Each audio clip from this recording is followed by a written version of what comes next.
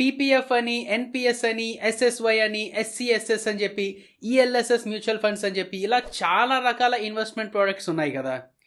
మీ risk అప్టైట్ బట్టి, మీ returns expectations బట్టి, tax saving requirements బట్టి మీకంటూ ఒక మంచి స్కీమ్, లేకపోతే ఇందులో కొంత అందులో కొంత అని ప్లాన్ చేసుకుంటూ మీ bright future and present tax saving కోసం ఇన్వెస్ట్ చేసుకోవచ్చండి.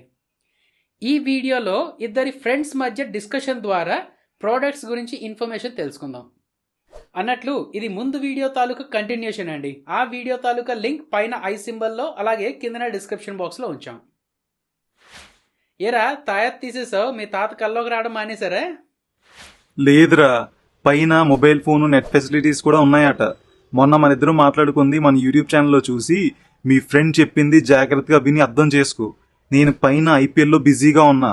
ఐపీఎల్ అయ్యే లోపు నువ్వు మంచి ఇన్వెస్ట్మెంట్స్లో ఇన్వెస్ట్ చేయకపోతే నేను నా ఫ్రెండ్స్ నీ కల్లోకి వస్తాం అని భయపడుతున్నాడు రా. ఫాస్ట్గా మంచి ఇన్వెస్ట్మెంట్ ప్లాన్స్ ఏమైనా ఉంటే చెప్పురా. ఓకే, చాలా ఉంటాయి. అందులో కొన్ని వాటి గురించి ఎక్స్ప్లెయిన్ చేస్తా. నీకేం నచ్చాయో ఆర్ వేటి గురించి ఇంకా డీప్గా తెలుసుకోవాలనుకుంటున్నావో వాటి గురించి ఇంకా డీప్గా ఎక్స్ప్లెయిన్ చేద్దాం, సరేనా? సరేరా, అయితే ఒక పని చెయ్యి, ఒక్కొక్క దానికోసం ఒక టేబుల్ ఫార్మాట్లో నాకు ఎక్స్ప్లెయిన్ చెయ్యి. రైట్, ఫస్ట్ నా ఫేవరెట్ పీపీఎఫ్ నుంచి స్టార్ట్ చేద్దాం. పీపీఎఫ్ అంటే పబ్లిక్ ప్రావిడెంట్ ఫండ్. ఇది గవర్నమెంట్ బ్యాక్డ్ సెక్యూరిటీ కాబట్టి నో రిస్క్. రిటర్న్స్లో చెప్పాలి అంటే ఇప్పుడు 7.1% రిటర్న్స్ ఇస్తుంది. బట్ హిస్టారికల్గా చూసుకుంటే 7.1% నుంచి 8.8% వరకు రిటర్న్స్ వేరీ అవుతూ ఉన్నాయి. ఆన్ అండ్ యావరేజ్గా 8% అని అనుకోవచ్చు. ఈ పీపీఎఫ్లో ఎవ్రీ ఇయర్ ఇన్వెస్ట్ చేస్తూ ఉండాలి. మినిమం 500 రూపీస్ నుంచి మ్యాక్సిమం 1.5 lakh వరకు ఇన్వెస్ట్ చేసుకోవచ్చు. ఇంకా ఎస్, దీని లాక్-ఇన్ పీరియడ్ 15 years. అంటే ఇప్పుడు నువ్వు 2024 నుంచి ప్రతి సంవత్సరం ఇన్వెస్ట్ చేస్తూ వెళ్తే 2039 వరకు డబ్బులు విత్డ్రా చేయడం అవ్వదు. అయితే మధ్య మధ్యలో కొంత పర్సంటేజ్ అనేది తీసుకోవచ్చు, ఆర్ పీపీఎఫ్ డిపాజిట్స్ పైన లోన్స్ కూడా తీసుకోవచ్చు. బట్ వాటన్నిటి గురించి ఇన్ డెప్త్లో మాట్లాడుకుంటాం కదా, అక్కడ చూసుకుందాం. ట్యాక్స్ పరంగా బెనిఫిట్స్ బాగుంటాయి దీనికి. నువ్వు ప్రతి సంవత్సరం డిపాజిట్ చేసే అమౌంట్ని ట్యాక్సబుల్ ఇన్కమ్ నుంచి 1.5 lakhs వరకు డిడక్షన్స్కి అప్లై చేసుకోవచ్చు.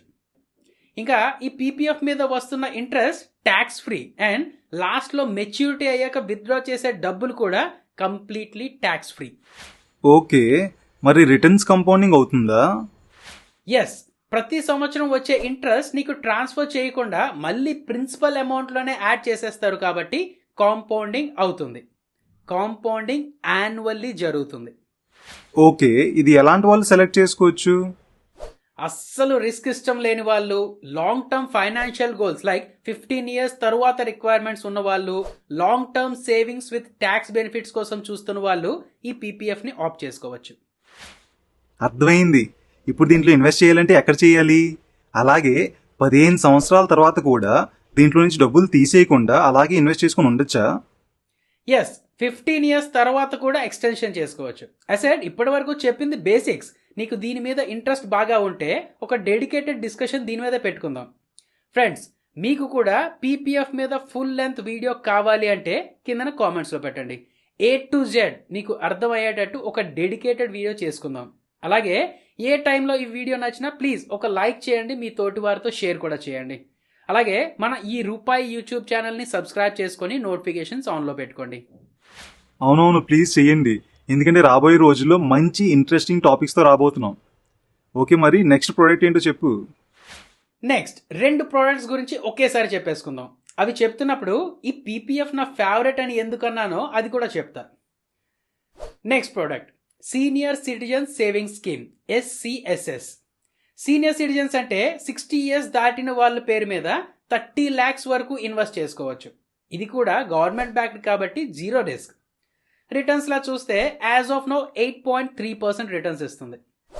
లాక్-ఇన్ పీరియడ్ 5 years, ఇంకో 3 years వరకు ఎక్స్టెన్షన్ చేసుకోవచ్చు. ఇన్వెస్టెడ్ అమౌంట్ వాళ్ళు ATC ప్రకారం 1.5 lakh రూపీస్ వరకు ట్యాక్స్ డిడక్షన్స్కి అప్లై చేసుకోవచ్చు.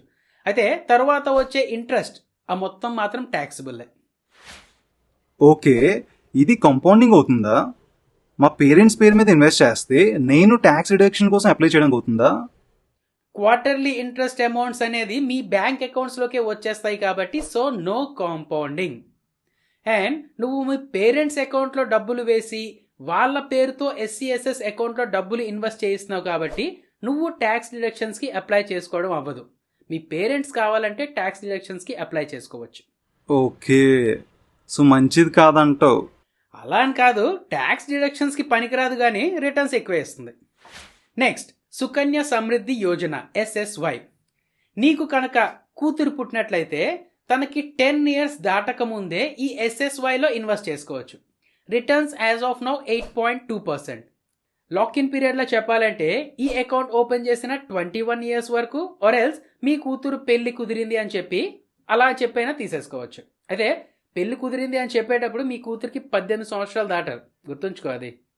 బాల్య వివాహాలు ఆపడానికి, కూతురు పుడితే సంతోషించడానికి గవర్నమెంట్ బాగా ప్లాన్ చేసిందిరా. అయితే నేను నా డబ్బులు మా కూతురు పేరు మీద వేసాను కాబట్టి నేను ట్యాక్స్ రిడక్షన్ కోసం అప్లై చేసుకోవడానికి అవుతుందా? ఎస్, చేసుకోవచ్చు. 80C ప్రకారం 1.5 lakh రూపీస్ వరకు డిడక్షన్స్కి ఎలిజిబుల్. ఇయర్లీ కాంపౌండింగ్ అవుతుంది. ఆ ఇంట్రెస్ట్ మీద ట్యాక్స్ ఉండదు. అలాగే మెచ్యూరిటీ అమౌంట్ విత్డ్రా చేసేటప్పుడు కూడా 0 ట్యాక్స్. నీకు కూతురు ఉండి నువ్వు లాంగ్ టర్మ్ ఫైనాన్షియల్ గోల్ పెట్టుకుంటే ఈ ఇన్వెస్ట్మెంట్ ప్రోడక్ట్ మంచిదే. తన చదువుకో లేక తన పెళ్ళికో బాగా ఉపయోగపడుతుంది. అవును, కరెక్టే. కానీ ఒక విషయం చెప్పు, ఎంతవరకు చెప్పిన ప్రొడక్ట్స్లో నీకు PPF ఇష్టమని ఎందుకు అన్నావు? బాగా అడిగావు. ఈ SCSలో ఇన్వెస్ట్ చేయాలంటే సీనియర్ సిటిజన్ అయి ఉండాలి.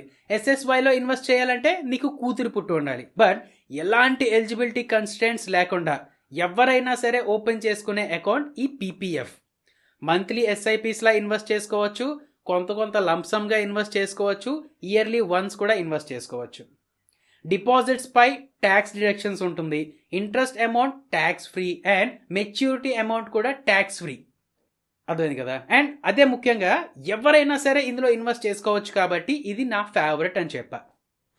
కరెక్టే, కానీ కూతురుంటే మాత్రం SSYయే బెస్ట్. ఏమంటావు? ఎస్, ఆడపిల్ల లక్ష్మీదేవిలా అందుకే చూస్తారండి. రైట్, ఇప్పటి వరకు చెప్పినవి 0 రిస్క్ ప్రోడక్ట్స్. మన ప్రిన్సిపల్కి అలాగే వాళ్ళు చెప్పిన రిటర్న్స్కి ఎలాంటి ఇబ్బందులు ఉండవు.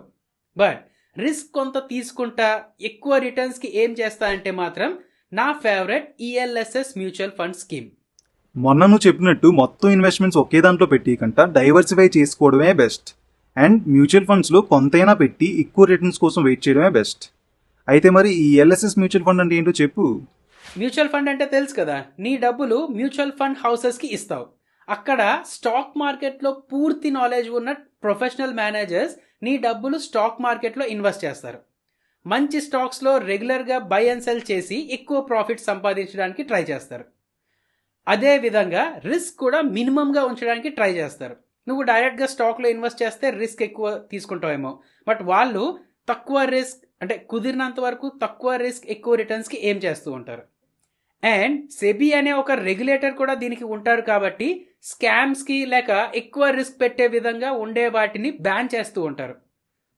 అండ్ ఒక రోజుకో లేక ఒక నెలకో లేక ఒక సంవత్సరానికో చూస్తే లాసెస్లో ఉండొచ్చేమో, కానీ లాంగ్ రన్లో చూస్తే మాత్రం మ్యూచువల్ ఫండ్స్ మంచి రిటర్న్సే ఇస్తూ వస్తున్నాయి. ఈ మ్యూచువల్ ఫండ్స్ కోసం సపరేట్ ప్లేలిస్ట్ ప్లాన్ చేసుకోవచ్చులే, అక్కడ పూర్తి డీటెయిల్గా ఎక్స్ప్లెయిన్ చేసుకుందాం. ఈ వీడియో వరకు చెప్పొచ్చేది ఏంటంటే మ్యూచువల్ ఫండ్స్లో కొన్ని అంటే ELSS అని ఉంటాయి అన్నమాట, ఈక్విటీ లింక్డ్ మ్యూచువల్ ఫండ్స్ అని ఉంటాయి. వాటిలో ఇన్వెస్ట్ చేసుకున్న అమౌంట్స్లో పర్ ఇయర్ 1.5 lakh రూపీస్ వరకు సెక్షన్ 80C ద్వారా ట్యాక్స్ డిడక్షన్స్కి అప్లై చేసుకోవచ్చు. ఈ ELSS స్కీమ్ మ్యూచువల్ ఫండ్స్ తాలూకా లాక్-ఇన్ పీరియడ్ 3 years మాత్రమే అండి. మరీ లాంగ్ టర్మ్ లాక్-ఇన్ పీరియడ్స్ ఇష్టం లేని వాళ్ళు, కొంచెం రిస్క్ తీసుకున్న ఎక్కువ రిటర్న్స్ కావాలి అనుకునే వాళ్ళు ఈ ELSS స్కీమ్ మ్యూచువల్ ఫండ్స్లో ఇన్వెస్ట్ చేసుకోవచ్చు. ఓకే, నేను కూడా ఆలోచిస్తా. బట్ ఎలాగో నువ్వు ప్లేలిస్ట్ తయారు చేస్తున్నావు కదా, ఆ ప్లేలిస్ట్ చూసి పూర్తిగా అర్థం చేసుకుంటా. ఎస్, ఇప్పటి వరకు చెప్పిన ప్రోడక్ట్స్లో మీకు ఏ ప్రోడక్ట్ మీద ఎక్కువ ఇన్ఫర్మేషన్ కావాలి అనేది చెప్తే ఆ ప్రోడక్ట్ మీద ముందు వీడియో చేసుకుందాం. అలాగే త్వరగా మీ ఫ్రెండ్స్తో కూడా మన ఛానల్ను షేర్ చేయండి ప్లీజ్. ఎక్కువ సబ్స్క్రైబర్స్ వచ్చేటట్టుంటే ఈ మ్యూచువల్ ఫండ్ సిరీస్ అనేది కూడా వెంటనే స్టార్ట్ చేసేసుకోవచ్చు, మీకు మొత్తం అర్థమయ్యేటట్టు చేసేసుకోవచ్చు. చేస్తారు.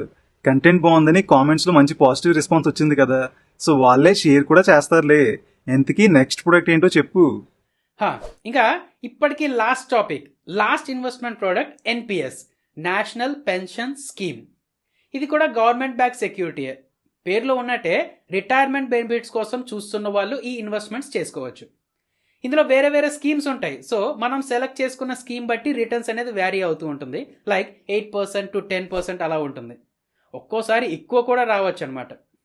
యాక్చువల్గా లాకిన్ పీరియడ్ నీకు 60 years ఏజ్ వచ్చేంత వరకు. అప్పుడు 60% ఇన్వెస్ట్ చేసుకోవచ్చు. మిగతా 40% నీ అకౌంట్లోనే ఉంచి దానికి తగ్గట్లు నెల నెల పెన్షన్ ఇస్తూ ఉంటారు నీకు. ట్యాక్స్ బెనిఫిట్స్లో చెప్పాలంటే ఎవ్రీ ఇయర్ డిపాజిట్స్లో 80C సెక్షన్ ప్రకారం 1.5 lakh వరకు, అండ్ అలాగే 80CCD ప్రకారం ఇంకొక 50,000 వరకు ట్యాక్స్ డిడక్షన్స్కి అప్లై చేసుకోవచ్చు. ఓకే, ఇందాక సెలెక్ట్ చేసుకున్న స్కీమ్ బట్టి రిటర్న్స్ అన్నావు కదా, అర్థం కాలే. ఈ ఎన్పిఎస్లో పెట్టిన అమౌంట్స్ని ఫండ్ మేనేజర్స్ వేరే వేరే ఇన్వెస్ట్మెంట్స్లో పెట్టి రిటర్న్స్ ఇస్తూ ఉంటారు. ఆ ఫండ్ మేనేజర్స్ని మనం సెలెక్ట్ చేసుకోవచ్చు. కొంతమంది ఎక్కువ బాండ్స్లో, కొంతమంది ఎక్కువ స్టాక్స్లో, కొంతమంది ఎక్కువ మిక్స్ ఎక్కువ కొడుతూ ఉంటారు అనమాట. సో ఇక్కడ మళ్ళీ మీ రిస్క్, మీ రిటర్న్స్ ఎక్స్పెక్టేషన్స్ బట్టి ఫండ్ మేనేజర్స్ని సెలెక్ట్ చేసుకోవచ్చు. ఆ హిస్టారికల్ డీటెయిల్స్ అన్నీ అందులో ఉంటాయి అనమాట.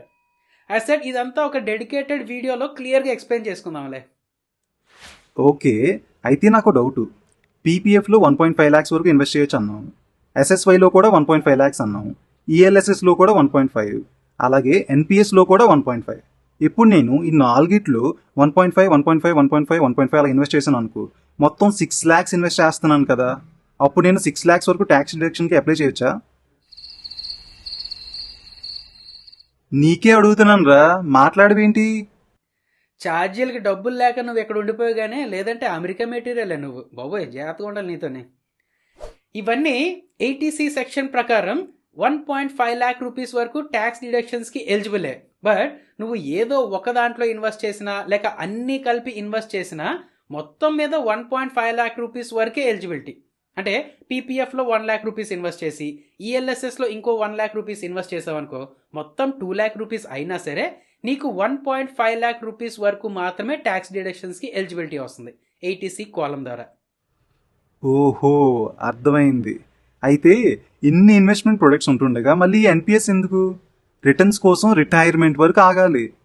కరెక్టే, బట్ 80C ప్రకారం ఎంత క్లెయిమ్ చేసినా సరే అడిషనల్గా 80CCD ప్రకారం 50,000 rupees ఇన్వెస్టెడ్ అమౌంట్ క్లెయిమ్ చేసుకోవచ్చు.